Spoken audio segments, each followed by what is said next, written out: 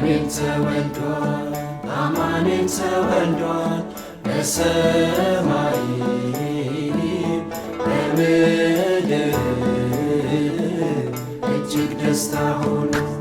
እግዚአብሔር ይባርክ፣ እግዚአብሔር ይፍታ፣ እግዚአብሔር ይጠብቅ። እንኳን ደህና መጣችሁ ወደ ቅዱስ እንጦንስ ቤተክርስቲያን ገዳም ለምድብር ወደሚገኘው። እንግዲህ ከመጣችሁ በዚህ ቤተክርስቲያን ውስጥ ያሉትንም ጸሎት አድርገን አንዳንድ ነገር ሀሳቦች እንለዋወጣለን። ተወለደ ሕፃን ተወለደ፣ ተወለደ ንጉሥ ተወለደ በቤተልሔም በከብቶች።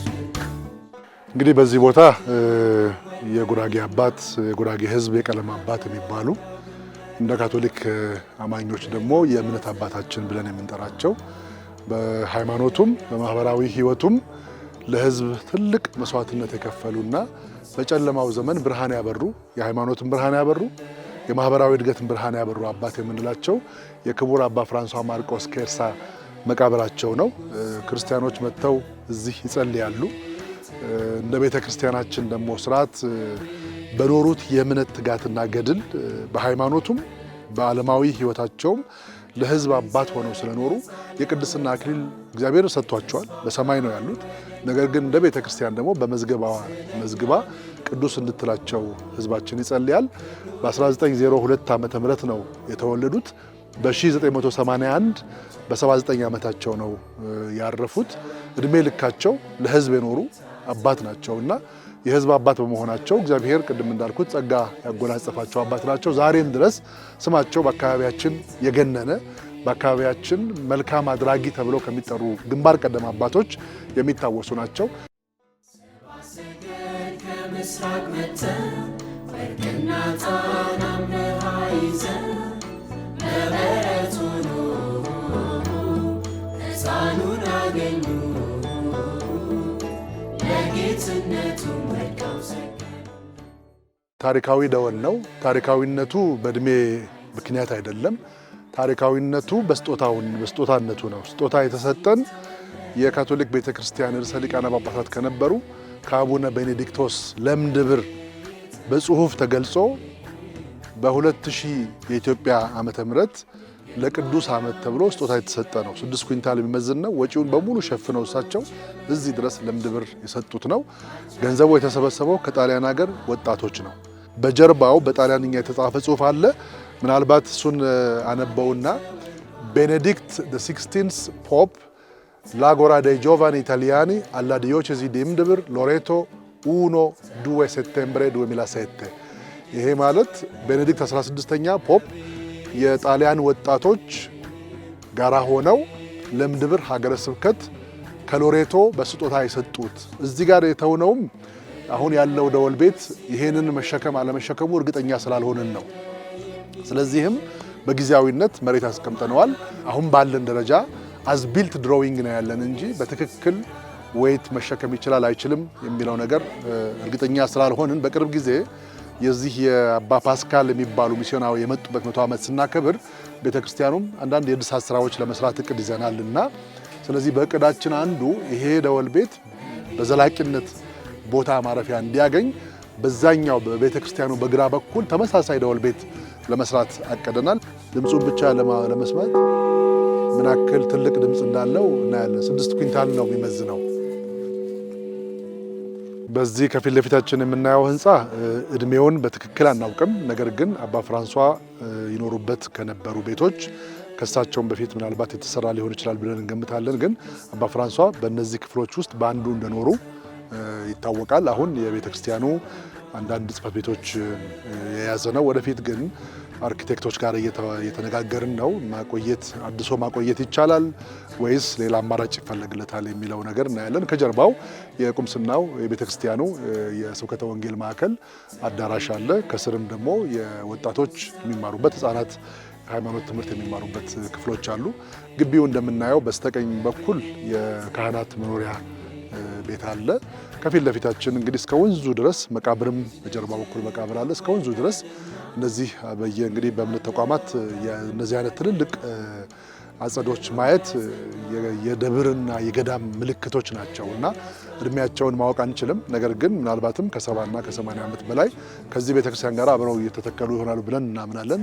ለነገዋ ቤተክርስቲያን ቁም ነገር ማሳለፍ እንድንችል ከመንፈሳዊ መነቃቃት ባሻገር በተጨባጭ እስቲ አንድ ታሪካቸውን ሊዘክር የሚችል ሰፋ ያለ በየዓመቱ ብቻ ሳይሆን በየወሩም በየቀኑም ለጸሎት የሚመጡ ሰዎች እዚህ ቦታ ላይ ማረፊያ የላቸውም።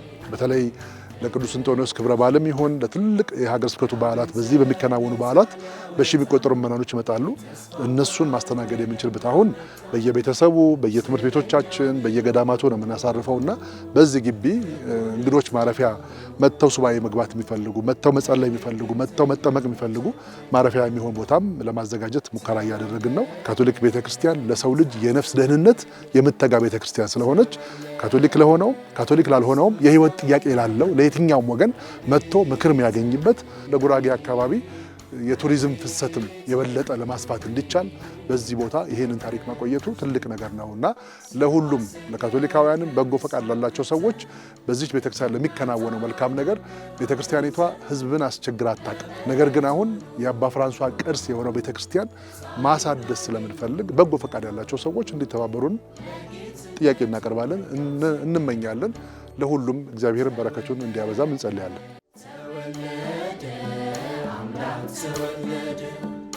ተወለደ መድን ተወለደ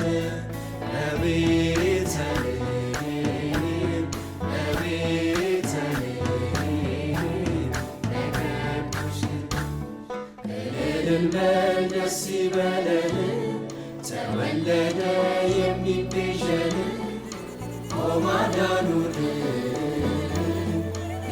የሱ ስራ አሜን በልደቱ ተወለደ ጌታ ተወለደ። በድጋሚ ለመላው የክርስትና እምነት ተከታዮች እንኳን ለ2018 ዓ.ም የኢየሱስ ክርስቶስ ልደት በዓል በድጋሚ እንኳን አደረሳችሁ እንላለን። እንግዲህ ቀደም ሲል የተወሰኑ ነገሮችን አይተናል።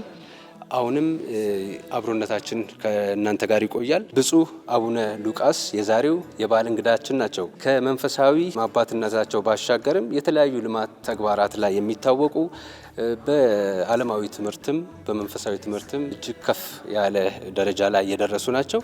አብራችሁ ከኛ ጋር ትሆኑ ዘንድ በአክብሮት እንጋብዛለን። በስመ አብ ወወልድ ወመንፈስ ቅዱስ አሐዱ አምላክ አሜን። ሁላችንም ለጌታችን ለመድኃኒታችን ለኢየሱስ ክርስቶስ የልደት በዓል እንኳን በሰላም አደረሰን። በኢትዮጵያ ካቶሊካዊት ቤተክርስቲያን እምድብር ሀገረ ስብከት አሁን ስለምንገኝበት ቅዱስ እንጦንዮስ ቤተክርስቲያን ካቴድራል እስቲ ስለ አመሰራረቱ በማንሳት እንጀምር። አባ እንግዲህ ያላችሁበት ከተማ የእምድብር ከተማ ነው፣ በማዕከላዊ ኢትዮጵያ በጉራጌ ዞን። በዚህ አካባቢ ካቶሊካዊት ቤተክርስቲያን በማህበረሰባዊ ህይወት ውስጥ በመንፈሳዊ ህይወት፣ በባህላዊ እድገት ህይወት፣ በኢኮኖሚያዊ እድገት ውስጥ ትልቅ አስተዋጽኦ ያደረገች ቤተክርስቲያን ነች። ረጅም እድሜ የጠገበች ቤተክርስቲያን አይደለችም። በዚህ አካባቢ ምናልባትም በቁጥር ብዙ እንግዲህ ከክርስትና እምነት እድሜ ስንቆጥረው ብዙ የሚባል አይደለም። ነገር ግን በኖረችበት ዘመን ሁሉ የማህበረሰብ ህይወት የኔም ህይወት አካል ክፍል ነው ብላ በማህበረሰቡ ህይወት ውስጥ ያገባኛል መንፈስ ስታገለግል የቆየች ቤተክርስቲያን ነች እና ታሪኩ የሚጀምረው ምናልባትም በ1880ዎቹ መግቢያ አካባቢ የማዕከላዊ መንግስት ወደ ደቡቡ የመስፋፋት እና ደቡቡ የሀገር አካል በማድረግ ሂደት ውስጥ ከዚህ አካባቢም ወጣቶች የፖለቲካ ስርዓትን ይማሩ ዘንድ አስተዳደርን ይማሩ ዘንድ ከዚህ የተወሰዱ ወደ አንኮበር የሄዱ ወጣቶች ነበሩ። ከዚያ እንግዲህ አንኮበር ከሄዱ ወጣቶች የተወሰኑት እዛ አንኮበር ውስጥ ከአፄ ምኒልክ ጋር ይኖሩ የነበሩ እሳቸውን በምክር ያገለግሉ የነበሩ የካቶሊክ ቤተክርስቲያን ጳጳስ ብፁዕ ካርዲናል ጉሌልሞ ማሳያ ያገኙና የተወሰኑ ወጣቶች ከሳቸው የካቶሊክ እምነትንም የዘመናዊ እውቀትንም ቀስመው ተጠምቀው ወደዚህ ይልኳቸዋል። ስርዓቱን ጨርሰው ወይም ደግሞ በመንግስት ይጠበቅባቸው የነበረውን ጨርሰው ወደዚህ ወደ ጉራጌ ምድር ይልኳቸዋል። በተለይ ሶስቱ በጣም ይታወቃሉ። አባባ አንቶኒዮስ፣ አባባ እስጢፋኖስ እና አባባ ሩፋኤል የሚባሉ አባባ ሩፋኤል ሀረርም ሄደው በሀረርም አካባቢ ትምህርት የቀሰሙ ናቸው። ሀረርም የካቶሊክ ቤተክርስቲያን ስለነበረ ስለዚህ መጥተው የካቶሊክን እምነት ማስተማር ጀመሩ። እነዚህ በእኛ የሃይማኖት አስተማሪ ሆነው ካቴኪስቶች ይባላሉ። በአባቶች ሰልጥነው ነገር ግን እዚህ አካባቢ መጥተው ማስተማር ይጀምራሉ። ይሄ ወደ 1880 አካባቢ ነው የሚሆነው። ለብዙ ዓመታት እነሱ ፋሲካቸውን ሊሞሉ እንደ ካቶሊክ ቤተክርስቲያን አንድ ካቶሊክ ቢያንስ በዓመት በፋሲካ ወራት መቁረብ አለበት የሚል ደንብ ስላለ ሀረር ድረስ እየሄዱ በእግራቸው ካህናት እዛ ስለነበሩ ያስቀድሱም ስጋ ወደሙም ተቀብለው ይመጡ ነበርና ነገር ግን እዚህ አስተምሯቸው የነበሩ ወጣቶች ወይም ምዕመናን ጥምቀት ሳልነበራቸውም የሚያልፉ የሚያገድሙ በአዲስ አበባ አካባቢ ካህናት ካገኙ እዚህ ድረስ እየጋበዙ ያጠምቁ ቅዳሴ ይቀደስ ነበር። ነገር ግን አባባ ሩፋኤል ለ19 ጊዜ ሀረር ሄደዋል ይባላል ካህን ሊለምኑ በዚያውም ስርዓታቸውን ሊፈጽሙ። በዚያ ሂደት ውስጥ እንግዲህ የተወሰኑ ምዕመናን በተለይ በዳቁና በሚባለው አካባቢ የፖለቲካ ማዕከል ያን ዘመን ዳቁና ስለነበረ የመንግስት ስርዓት አስፈጻሚዎቹ በዳቁና ሰፍረው ስለነበረ በዳቁና አንድ ቤተክርስቲያን ማህበረሰብ ተፈጥሮ እዛ አካባቢ በጸሎት ይተጉ ነበር። እምድብርም እንደዚያው ምዕመናኖች ነበሩ። በነሞርም መቃናና ቆጭራ እንደዚሁም ሸብራበር በሚባሉ መንደሮች እንደዚሁ ክርስቲያኖች ነበሩ። በእነዚህ ወጣቶች ምክንያት ወደ 1915 ዓመተ ምህረት አካባቢ ግን በቋሚነት ሊያገለግሉ አንድ ካህን መጥተዋል። ዳቁና ተቀምጠዋል። የተወሰኑ ጊዜ ተቀምጠዋል። ግን ሁኔታዎች የፖለቲካ ስርዓቱም የማህበረሰቡም ሁኔታ ብዙ የሚመች ስላልነበረ ተመልሰው ሄደው ነገር ግን ተመልሶ በቋሚነት አሁን 100 ዓመት የምናከብርላቸው ክቡር አባ ፓስካል የተባሉ ፈረንሳያዊ የካፑቺን ማህበር የሚባል ገዳም አባል የሆኑ ካህን በ1917 ዓመተ ምህረት በሰኔ ወር ዳቁና ይመጡና ዳቁና ብቻ አይደለም ዳቁና ያገለግላሉ። እምድብር የነበሩት ክርስቲያኖችን ያገለግላሉ። እነሞር ይሄዳሉ፣ አጣጥ ይሄዳሉ። እየተመላለሱ ለ3 ዓመታት እዚህ አካባቢ ትልቅ ስራ እየሰሩ ቆይተዋልና በዚህ ቦታ የመጀመሪያ የጸሎት ቤት የሰሩ እሳቸው ናቸው። ሌላ በቤተሰብ ውስጥ ጸሎት ይጸለይበት የነበረ ዘመን ነበርና ስለዚህ እሳቸው በ1918 የመጀመሪያው ጎጆ ቤተ ጸሎት ቀልሰዋል። ከዚህ አካባቢ ምናን ጋር በመተባበር በዚህ ቦታ በግዢም በስጦታ መሬት ተረክበው ጸሎት ቤት ሰርተዋል። ግን ጎጆ የሳር ቤት ነበር በዛን ዘመን። ነገር ግን በእሳት አደጋ ተቃጥሏል ይላል። እሳቸው 3 ዓመት ከጨረሱ በኋላ ፈረንሳይኛ የሚናገሩ የካናዳ ካህናት እና አባ ቤርናርድ የሚባሉ ተከትሏቸው መጥተው እዚህ የመጀመሪያው አሁን ያለው ካቴድራል የመጀመሪያው ቤተክርስቲያን በፈረንጆቹ አቆጣጠር በ1931 ተጀምሮ በ1933 አልቋል እና ምርቃቱንም ፎቶዎቹም ሁሉ በእጃችን አሉ። ያን ጊዜ እንግዲህ በእኛ አቆጣጠር ወደ 1923 እና 1924 አካባቢ የግንብ ቤተክርስቲያን ክርስቲያኖች እየበዙ ሲመጡ ክቡር አባ ፍራንሷ የክርስቲያኑን መብዛት በማየታቸው ህዝቡን አስተባብረው በ1951 ዓመተ ምህረት አካባቢ ይሄ ቤተክርስቲያን አሁን የምናየው አሁን ባለው ቅርጽ ቁመና ተሰርቶ አገልግሎት መስጠት ጀምሯል። እንግዲህ ይሄ ቤተክርስቲያን ሀገረ ስብከት ሆኖ ቀደም ብሎ በአዲስ አበባ ሀገረ ስብከት ስር ይተዳደር የነበረ 1996 ዓመተ ምህረት በቅድስት መንበር በቤተክርስቲያን በጎ ፈቃድ እዚህ አካባቢ ያሉ ክርስቲያኖች ካህናት እየበዙ ስለመጡ በራሳቸው ጳጳስ ይተዳደሩ በሚል የመጀመሪያው ጳጳስ ብፁዕ አቡነ ሙሴ ቅብስና ተቀብለው ሀገረ ስብከቱ እንደ ሀገረ ስብከት ተቋቁሞ ቤተክርስቲያን እያገለገለች አለች። እኔም ደግሞ ያለፉት 2 ዓመታት ሁለተኛው የሀገረ ስብከቱ ጳጳስ ሆኜ አቡነ ሉቃስ ተብዬ ሹመት ተቀብዬ በዚህ እያገለገልኩ ነው ያለሁትና ቤተክርስቲያኑ ታሪካዊ ነው። ታሪካዊነቱ ከእድሜ ብቻ ሳይሆን አርቲስቲክ ቫልዩ ያለው ቤተክርስቲያን ነው። የስነ ጥበብ የህንጻ ኪነ ጥበብ ያለው ህንጻ ነው። እንደምታዩት ጣራውን ካያችሁ በአሁን ዘመን በዚህ አይነት የእንጨት ስራና ውበት የሚሰሩ ህንጻዎች ብዙ አናያቸውም። አሁን ሳይንሱ በሰለጠነበት ዘመን የተለያዩ ቴክኖሎጂዎች ተጠቅመው ሰዎች ህንጻዎቹን ሲምፕሊፋይድ አድርገው ይሰሯቸዋል። በዚያን ዘመን ግን ብዙ ማሽኖች ባልነበሩበት እቃዎች በሰው ጉልበት ቢጓጓዙ በነበረበት ዘመን መንገድም ባልነበረበት ዘመን እንዲህ አይነት ጥበብ ያለው ስራ መስራት ትልቅ ነገር ነውና ለሀገርም ለዞናችንም እንደ ትልቅ ታሪካዊነትና ቅርስ ሆኖ ሊመዘገብ ይገባዋል ብለን የምናየው ቤተክርስቲያን ነው።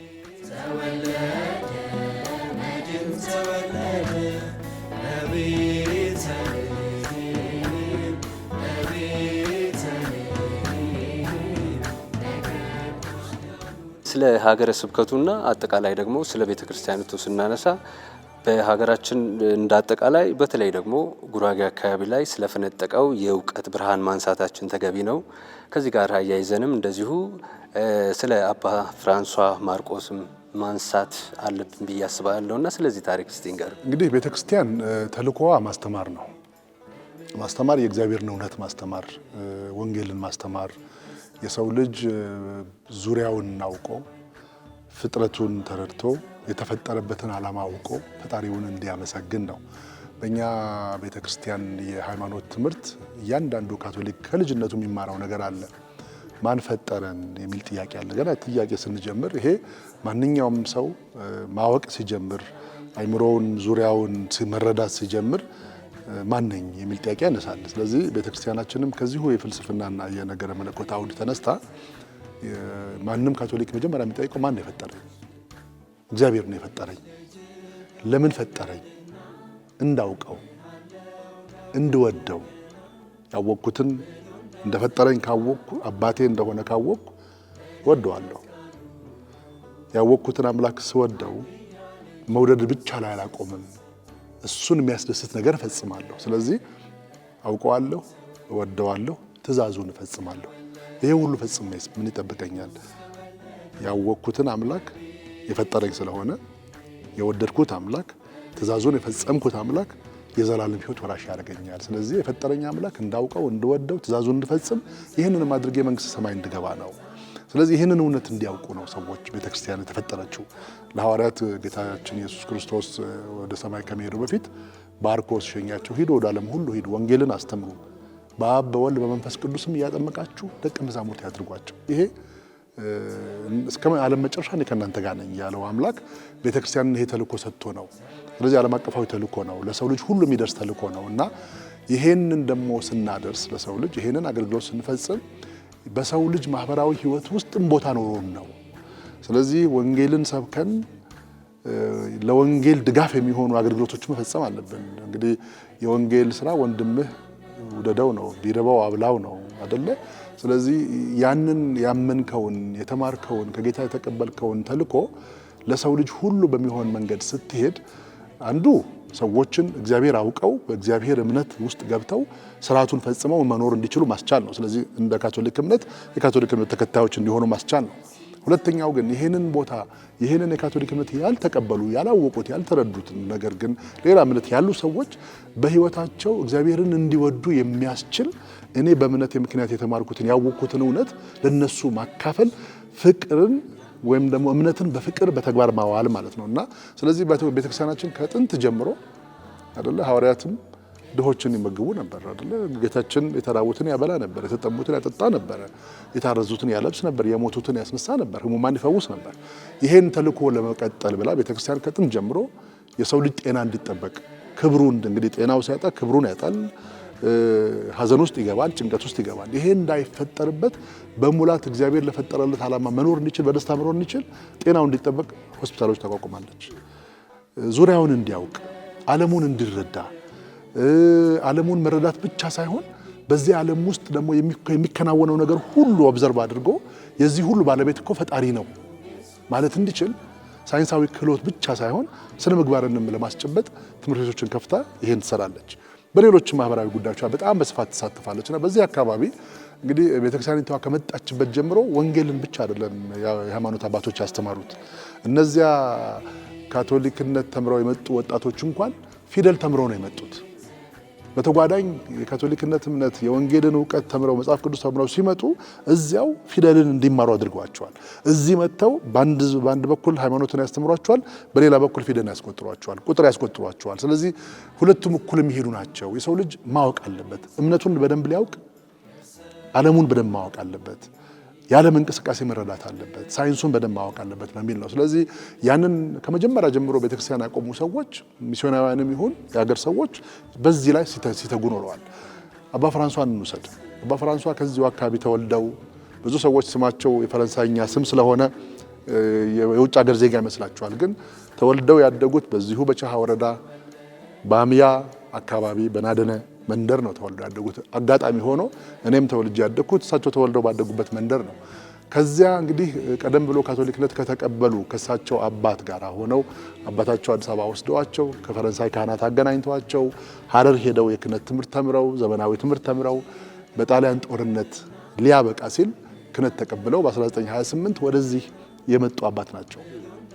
ስለዚህ ሊገባ ሲል ጦርነቱ ሊጀምር ሲል ማለት ነውና ከዛ ጦርነቱ እንዳበቃ እዚህ የነበሩ ሚስዮናውያን ጣሊያኖች ስለነበሩ እነሱ አገር ለቀው ሲሄዱ ብቻቸውን የተቋቋሙትን ገዳማት በሙሉ ሲያስተዳድሩ የቆዩ አባት ናቸው። የመጀመሪያ ያደረጉት ምንድነው? የአካባቢ ሕዝብ ዕውቀት የለውም፣ ትምህርት የለውም።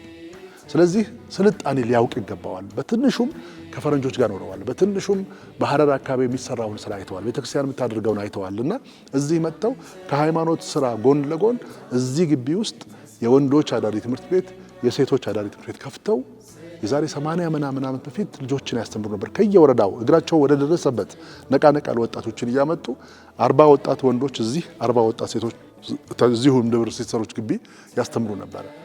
በዛ ብቻ ማረቆም እሳቸው ራሳቸው ክፍል ውስጥ የገቡም ያስተምሩ ነበር። አስተማሪ እየቀጠሩ ያስተምሩ ነበር።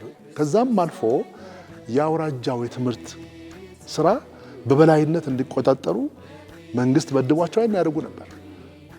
ምናልባትም በቁጥር ከ15 በላይ የሚሆኑ በዛ ዘመናቸው ትምህርት ቤቶች በየወረዳው በሄዱበትና በቻሉበት ትምህርት ቤቶችን አቁመዋል። ስለዚህ ለሳቸው ትልቅ ክብር ይገባቸዋል ሲባል የአሁን ትውልድ ስለማያውቃቸው አይደለም። የአሁን ትውልድም ያውቃቸዋል። ስማቸው ሲነሳ በደንብ ይሰማል። አባትነታቸው ለካቶሊክ ብቻ አልነበረም። የህዝብ አባት ነበሩ፣ ለሙስሊሙም ለክርስቲያኑ። ስለዚህ እሳቸው በሄዱበት ቦታ አባ ተብለው ተከብረው ተወደው፣ ምክንያቱም በራቸው ክፍት ነበር ለሁሉ። በሃይማኖት አጥርና ግድግዳ የታጠሩ አልነበሩም እና ስለዚህ ትምህርት ላይ ብቻ አይደለም ያተኮሩት። የሰው ልጅ በስነ ምግባርም ማደግ አለበት። ስለዚህ ፈጣሪን ማወቅ አለበት፣ ፈጣሪን መፍራት አለበት፣ ባህሉን ማወቅ አለበት፣ ሽማግሌን ማክበር አለበት።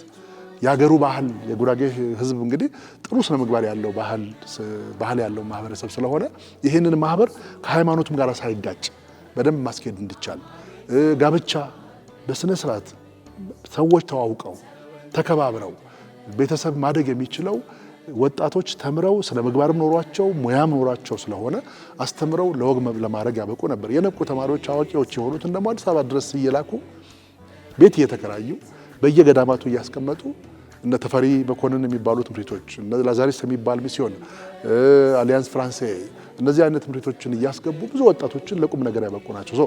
ትምህርት ቤት መክፈት ብቻ ሳይሆን የልጆችን እስከ መጨረሻ ድረስ እየደገፉና እያበቁ ለቁም ነገር ያበቁ ትልቅ አባት ናቸው። በዛ ብቻ ማያቆም የአጣጥ ሆስፒታልን ከወሰድን የጤና ጉዳይ መሰረታዊ ጉዳይ በመሆኑ በመረዳታቸው አጣጥ ቤተክርስቲያን ግቢ ውስጥ አሁን ያለው ላለፉት 57 ዓመታት ያገለገለው ሆስፒታል እንዲቋቋም መሰረቱን የጣሉት ትልቁ ስራ የሰሩ እሳቸው ናቸው።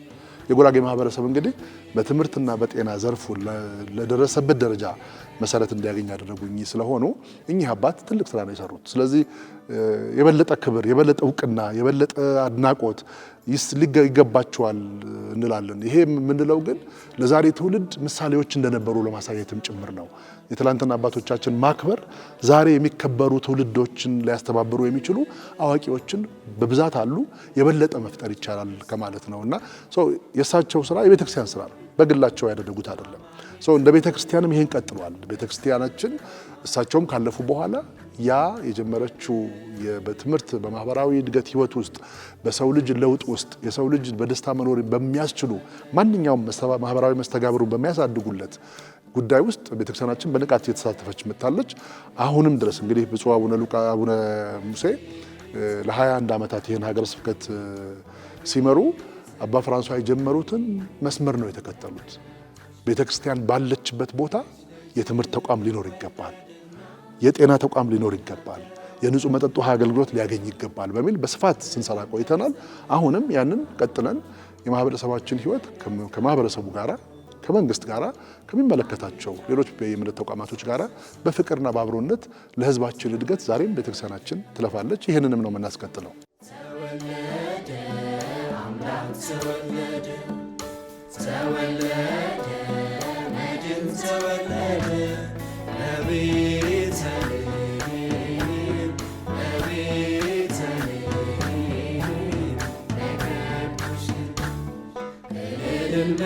ደስ ይበለን ተወለደ የሚቤዠን ማዳኑን ነው የሱ ሥራ አሜን በልደቱ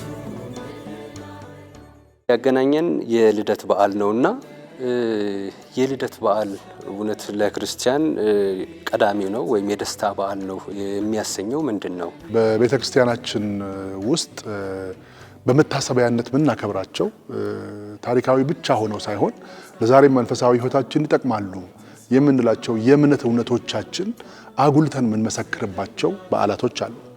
ከዚያ ውስጥ አንዱ በታኅሳስ ወር የምናከብረው የልደት በዓል ነው።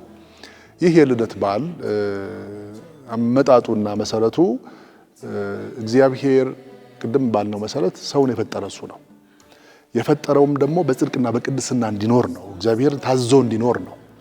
ነገር ግን የመጀመሪያው ሰው አዳምና ሔዋን ለእግዚአብሔር ባለመታዘዛቸው ምክንያት እግዚአብሔር ለነሱ ያሰበውን የጽድቅና የቅድስና ሕይወት የጸጋ ሕይወት አጥተዋል፣ ከገነት ተባረዋል።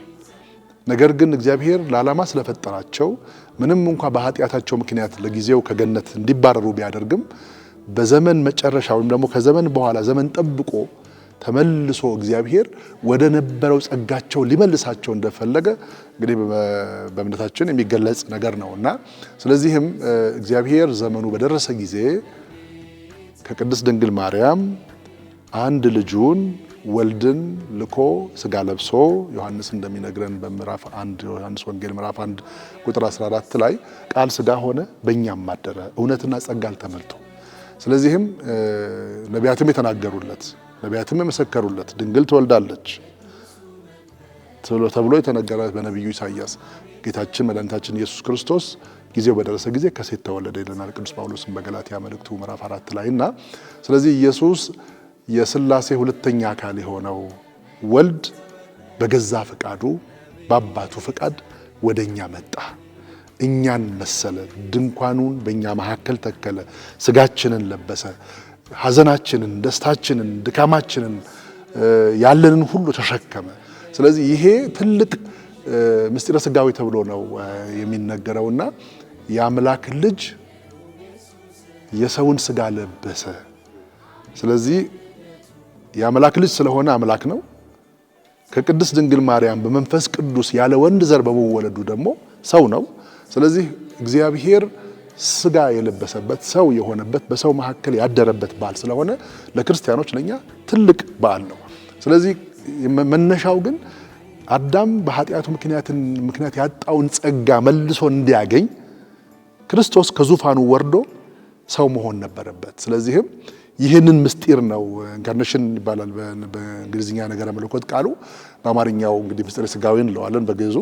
ይሄ ምስጢረ ሥጋዌ ጥልቅ የሆነ ምስጢር ነው። አምላክ ራሱን ዝቅ አድርጎ የፈጠረውን ሰው ሆኖ መስሎ አይደለም፣ የፈጠረውን ሰው ሆኖ በእጁ የፈጠረውን ሥጋ ለብሶ ራሱ ለምንድን ነው? ለፍቅር ሲል ነው።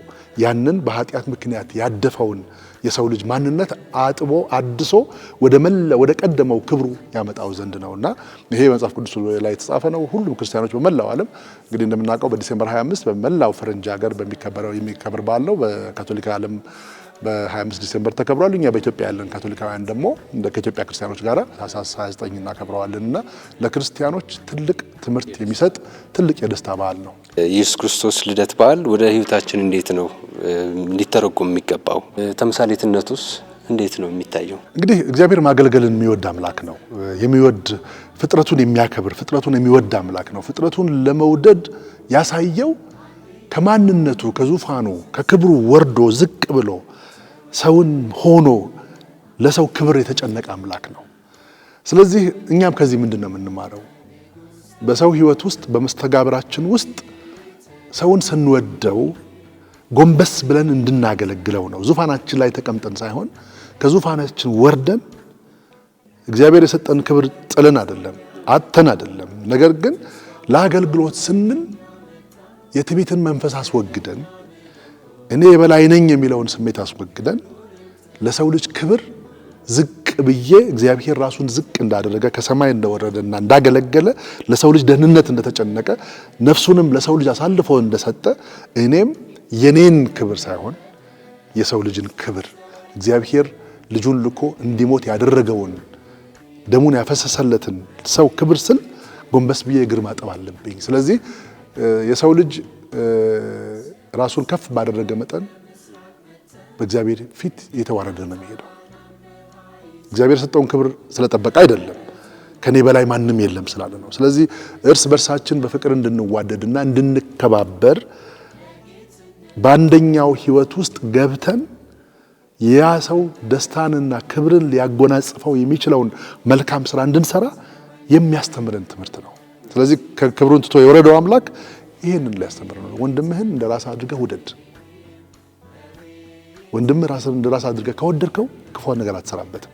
ትጠነቀቅለታለህ፣ ትጨነቅለታለህ፣ ራስህን አሳልፈህ ለሱ ትሰጥለታለህ ማለት ነው። ስለዚህ ለሌሎች ራሳችን አሳልፈን መስጠት እንድንችል የሚያስተምረን በዓል ነው የልደት በዓል። ኢትዮጵያ ከጥንት ጀምሮ የተለያዩ ሃይማኖቶች ተከባብረው በአንድነት የተለያዩ በዓላትን ያከብራሉ።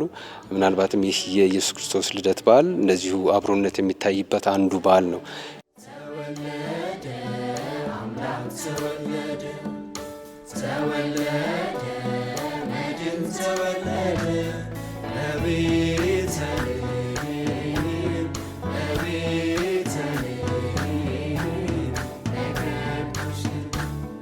እልል በል ደስ ይበለን፣ ተወለደ የሚቤዠን ማዳኑን ኢየሱስ አሜን በልደቱ። ይሄ በዓል ሲከበር እንዴት ነው መሆን ያለበት? የእርስ በርስ ትስስራችንን መልካም እሴቶቻችንን ከማስቀጠል አንጻር እንዴት ሊከበር ይገባዋል? እኔ እንግዲህ መንፈሳዊ በዓላት ሁል ጊዜ በደስታ የሚከበሩ በዓላት ናቸው። መንፈሳዊ መነቃቃትን የሚጨምሩ በዝግጅት የምታከብራቸው ንስሐ ገብተህ ታድሰህ መልካሙን ነገር እያሰብክ ለበዓሉ የሚያስፈልጉህን ነገር ስጋዊ ነገሮችንም እያዘጋጀ ስጋዊ ነገሮች ላይ ብቻ ሳይሆን መንፈሳዊ ነገሮችም ላይ እያተኮርክ እንድትዘጋጅ የሚያደርጉ በዓላት ናቸው። በዓል ሲከበር አሁን በዚህ በእኛ ቤተክርስቲያን ስርዓት ስብከተ ገና የምንለው ጊዜ አለ። በኢትዮጵያ ኦርቶዶክስ ተዋሕዶ ቤተክርስቲያንም እንግዲህ ምጽአቱን ለማስታወስ ከገና በፊት ያሉ ጊዜያቶች በጾምም የሚከበሩ ናቸው እና ይሄ ምንድነው የሚያሳይ ለበዓሉ የሚሰጠው ግምትና ክብር ትልቅ ነው። ስለዚህ በዓል ብቻ ማክበር ሳይሆን ቀኑን ቆጥሮ መድረስ ብቻ ሳይሆን ለቀኑ የሚገባንን ስጋዊ ዝግጅት እንደምናደርገው ሁሉ መንፈሳዊ ዝግጅት ማድረግ አለብን። ስለዚህ ሁል ጊዜ መንፈሳዊ በዓላት ስናከብር በእውነት ክርስቲያኖች በጣም በጉጉት በናፍቆት የምንጠብቀው በዓል ነው። ይሄ በመላው ሀገራችን በዓላት ሲከበሩ፣ ገና ሲከበር፣ ጥምቀት ሲከበር፣ ፋሲካ ሲከበር በጾምና በጸሎት የምንጠብቃቸው በዓላት እንደሆኑ እንረዳቸዋለን። ከገና ጋር ተያይዞ የሚመጡ ፕሮግራሞች አሉ። ገና ጨዋታ ይጫወታሉ። መንፈሳዊ በዓላትን ማክበር ለክርስቲያን በጨለማ ይኖር የነበረ ሕዝብ ብርሃን አየ ነው የሚለው አይደለም። ክርስቶስ ሲመጣ ብርሃን ነው፣ የብርሃን አምላክ ነው።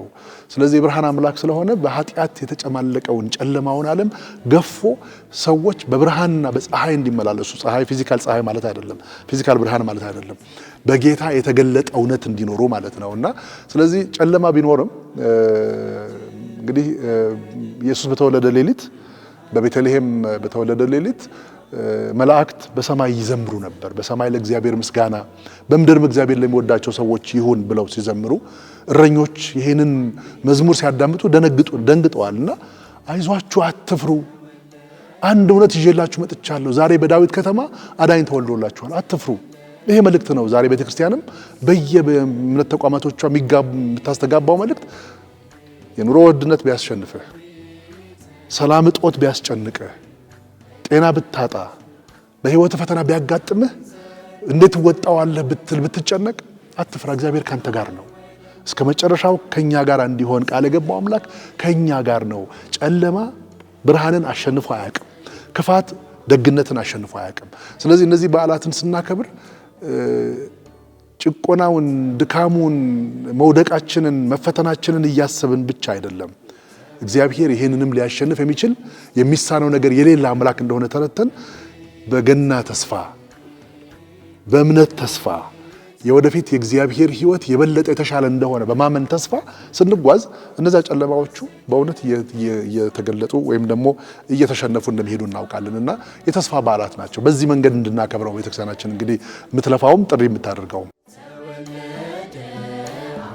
ተወለደ ተወለደ መድን ተወለደ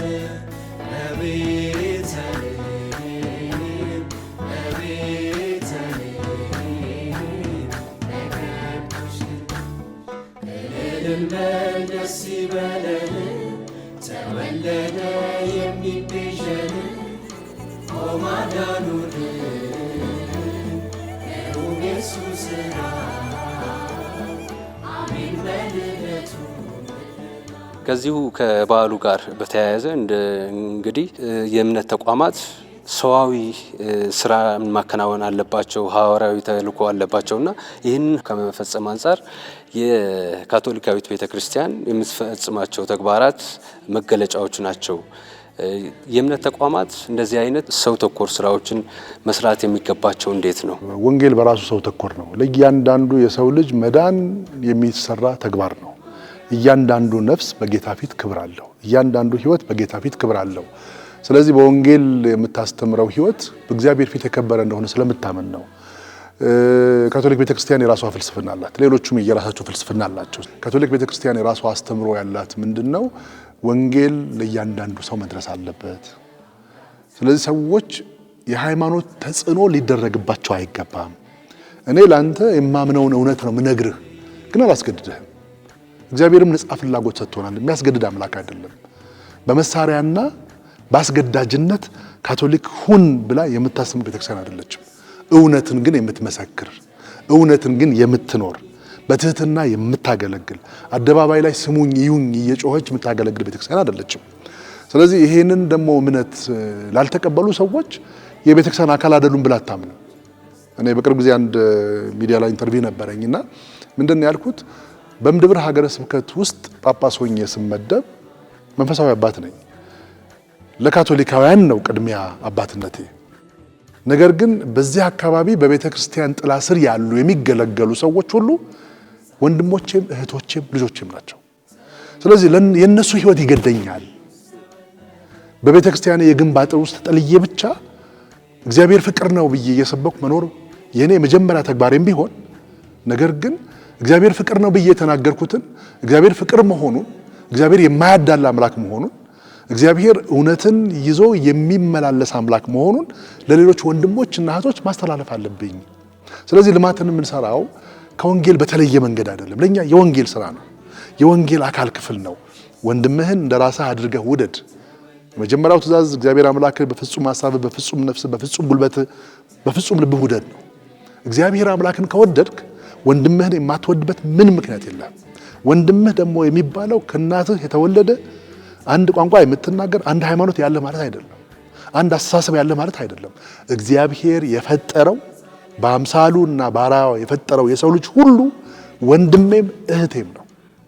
ስለዚህ እህቴ ስትራብ እያየሁ ካቶሊክ ስላልሆንሽ አላበላሽም፣ ይሄ ሃይማኖታዊ አይደለም።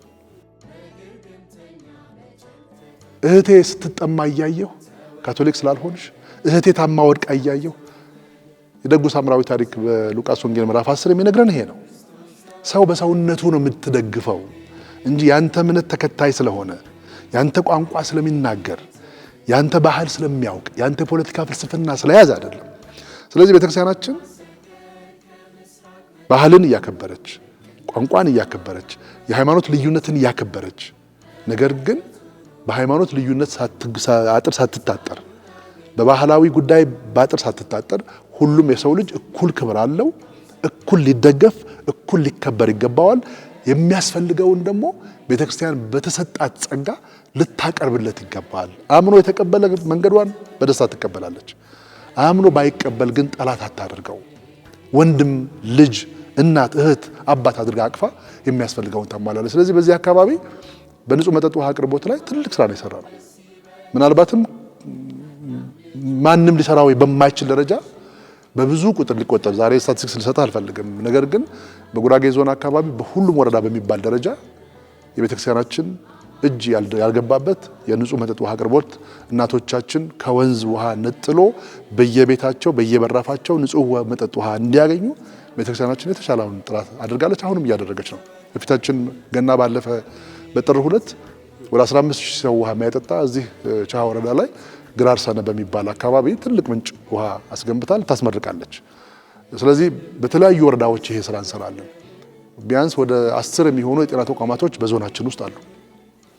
ወሊሶ በምድብር ሀገረ ስብከት ስር ነው። በአጠቃላይ ደቡብ ምዕራብ ሸዋ ዞን የምንለው በኦሮሚያ ክልል ውስጥ ያለው እዛም የጤና ተቋማቶች አሉን፣ ትምህርት ቤቶች አሉን፣ ደብረ አጥቢያ ቤተ ክርስቲያናት አሉን፣ መናኖች አሉን።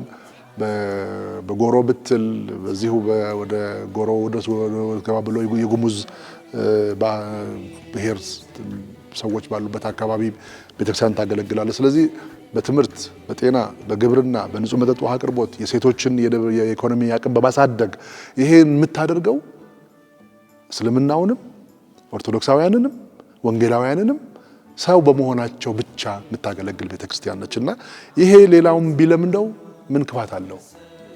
ምክንያቱም እግዚአብሔር እኮ ጴጥሮስ እንደሚነግረን በሐዋርያት ሥራ ምዕራፍ 10 ቁጥር 34 ላይ እግዚአብሔር እኮ አያዳላም ይላል። እግዚአብሔር አያዳላም።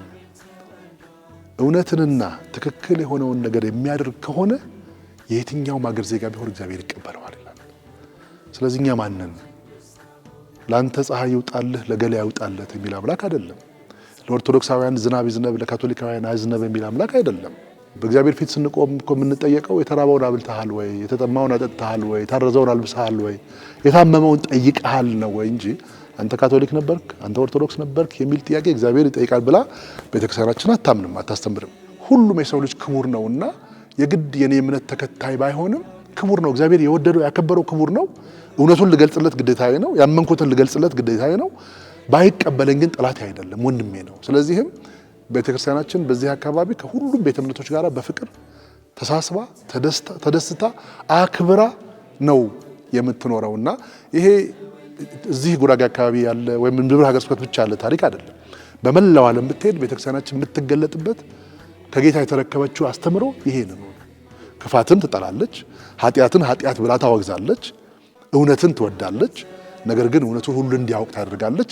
ቤቷ በሯ ለምእመናኖቿና ለልጆቿ ብቻ ሳይሆን ለሁሉም የሰው ልጅ የተከፈተ መሆኑን ግን ሌሎችም ይሄ ምሳሌ ቢወስዱ በደስታ ይህንን ልምዷን ታካፍላለች።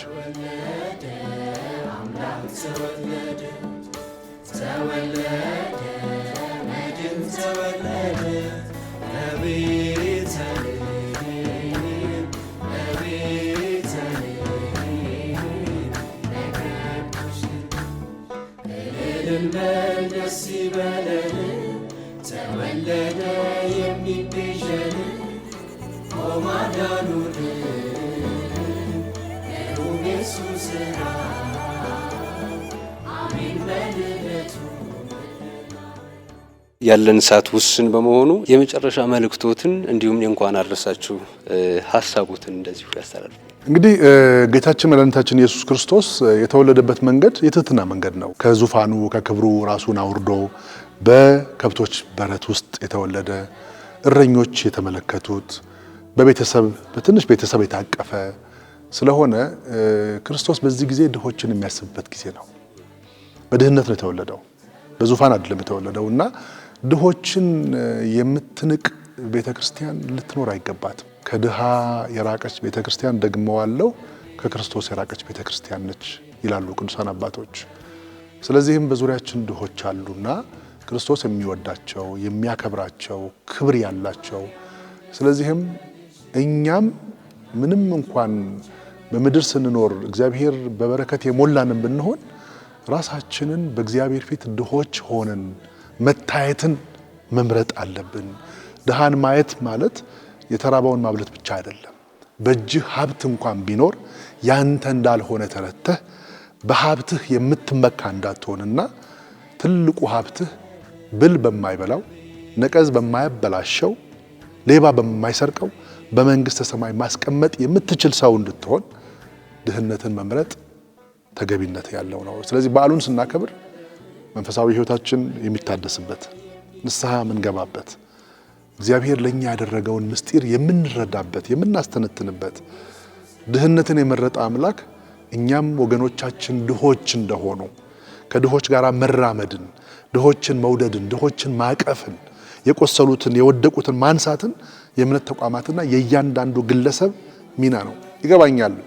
የኑሮ ውድነቱ የህይወቱ ጣውረዱ ለብዙ ሰው ፈታኝ የሆነ ጊዜ ነው። ስለዚህ በዓላት እንደ ድሮ ምናልባት በፈንጠዝያ ማክበሩ ብዙ የቀነሰ እንደመጣም እናየዋለን። አንዱ ከመንፈሳዊ ብስለት ይመስለኛል። ሰዎች መንፈሳዊ በዓላትን ሲያከብሩ ፈንጠዝያ ውስጥ ሊገቡ አይገባቸውም። በከተማ እንደምናየው ሌሊት ቅዳሴ የተቀደሰ በየሆቴሉ ዳንኪራ፣ ጭፈራ የሚያደርጉ ብዙ አሉ። ኦፍኮርስ ነጋዴዎች ንግዳቸው ነው የሚያዩት። ህዝቡም ደግሞ ምርጫ አለው። አይ እኔ በገና ጊዜ በበዓላት ጊዜ መንፈሳዊ ህይወቴን ሊያድስ የሚችል ቦታ መገኘት አለብኝ ብሎ በጸሎት የሚተጋበት ጊዜ ነው እንጂ እንደዚህ አይነት መንፈሳዊ በዓላት የፈንጠዝያ ጊዜዎች ብዙ ናቸው። ስለዚህ ምዕመናኖቻችን የኑሮ ውድነቱ እንዳለ ሆኖ አቅሙ ያለው ያን ያደርጋል። ነገር ግን አቅምም አለኝ ብሎ ወደ ፈንጠዝያ የመሄዱ አዝማሚያ ቀንሶ ለነፍሱ የሚተጋበት እግዚአብሔርን የሚያስደስትበት ጊዜ እንደሆነ ተረድተን መንፈሳዊ በዓሉን በተለይ የልደትን በዓል በቤተሰብ መካከል በተለይ እኛ አካባቢ ቅድም ባልኩት መሰረት ህፃናት የሚከበሩበት በዓል ነው። የህፃናት በዓል ነው። በደጋው አካባቢ ገብስ በሚዘራበት አካባቢ ቆረ ተዘጋጅቶ ምግብ ተዘጋጅቶላቸው ተከብረው በዓላችን ነው ብለው የሚወዱት በዓል ነው። እንግዲህ እንደየ አካባቢ ባህል ልምምዶችና መንፈሳዊ ፕሮግራሞች በተለይ እንደኛ ካቶሊካውያን ቤተክርስቲያን በገና ጊዜ በሰንበቶች ሁሉ ቅዳሴ ያስቀድሳሉ። የበዓሉ ቀን ሌሊት ደግሞ የ6 ሰዓት የኩለ ሌሊት ቅዳሴ ይደረጋል። ከዛ በፊት ደግሞ ማታ ጸሎት አለ። ቤተክርስቲያኖቻችን ለንስሐ ክፍት ናቸው። ካህናቶቻችን ቁጭ ብለው የሚመጡ ምዕመናኖችን ንስሐ ይቀበላሉ። ንስሐ የገባች ነፍስ በእግዚአብሔር ተቀድሳ እግዚአብሔር ሲመጣ በሯን ከፍታ ለጽድቅ ትዘጋጃለች እና በዚህ መንፈስ እንዲከበር ነው እንግዲህ እንኳን አደረሳችሁ ማለትም እፈልጋለሁ ለመላው የክርስትና እምነት ተከታዮች፣ የኢትዮጵያ ካቶሊክ ቤተክርስቲያን እምነት ተከታዮች፣ የኢትዮጵያ ኦርቶዶክስ ተዋሕዶ ቤተክርስቲያን እምነት ተከታዮች፣ የኢትዮጵያ ወንጌላውያን ቤተክርስቲያናት ካውንስል አባላት፣ ለሁሉም በአብ በወልድ በመንፈስ ቅዱስም ለሚያምኑና ክርስቶስ የሥላሴ ሁለተኛ አካል ከድንግል ማርያም መወለዱን ለሚያምኑና ለሚያከብሩ ሁሉ የተባረከ የተቀደሰ የእምነት በዓል እንዲሆን እመኛለሁ። ክቡራትና ክቡራን ተመልካቾቻችን የ2018 ዓመተ ምህረት የኢየሱስ ክርስቶስ ልደት በዓልን አስመልክቶ እንግዲህ በአያችሁት መልኩ ልዩ ዝግጅት አዘጋጅተን ወደ እናንተ አቅርበናል። የዛሬው እንግዳችን የነበሩት በኢትዮጵያ ካቶሊካዊት ቤተክርስቲያን የእምድብር ሀገረ ስብከት ጳጳስ የሆኑት ብፁዕ አቡነ ሉቃስ ናቸው። ለነበረን የአብሮነት ጊዜ እሳቸውንም እናንተንም በአክብሮት አመሰግናለሁ። መልካም ቀሪ የበዓል ጊዜ ይሆንላችሁ ዘንድ በድጋሚ እመኛለሁ። ጤና ይስጥልን።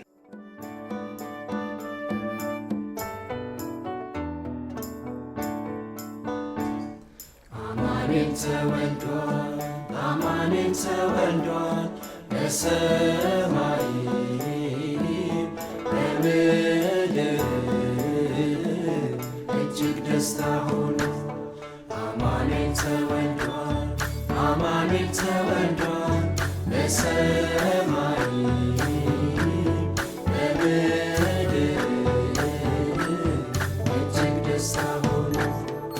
ተወለደ ሕፃን ተወለደ፣ ተወለደ ንጉሥ ተወለደ።